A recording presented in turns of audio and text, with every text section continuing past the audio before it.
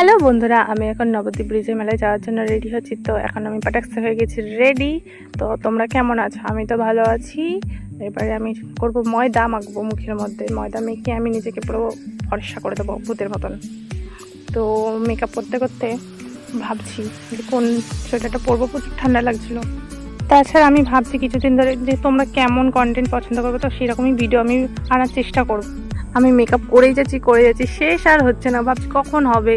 আর আমার জন্য ওরা দাঁড়িয়ে রয়েছে, আমাকে বলছে তাড়াতাড়ি কর। আর আমি তাড়াতাড়ি ভ্যাটাক্সে করতে শুরু করে দিয়েছি আরও তাড়াতাড়ি।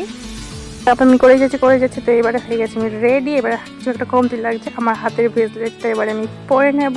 তারপরে আমি পুরো প্রপারলি রেডি হয়ে গেছি।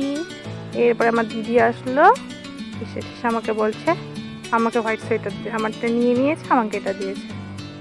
তোমরা আমাকে জানাও আমাকে কেমন লাগছে। এবারে আমার দিদি চলে এসেছে, এবার উনি ফটোশ্যুট করবে, আমাকে ভিডিও করতে। এবার আমরা যাচ্ছি ব্রিজের ওপর দিয়ে। ব্রিজের মেলাটা হয় নিচে। তো আমরা যাচ্ছি।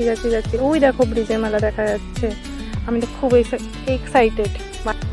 আমি এক্সাইটেড বলতে গিয়ে আমি ভুলে গেছি। এবার আমি পৌঁছে গেছি ব্রিজের মেলা। আমার দিদির ছেলে তো খুবই মজা পাচ্ছে। ও তো নাচতে যাচ্ছে। ওই চারিদিকে দেখি কিছুই তেমন নেই। এবারে কি করব না ভেবে বাদাম কিনে বাড়ি যাই ভাবছি।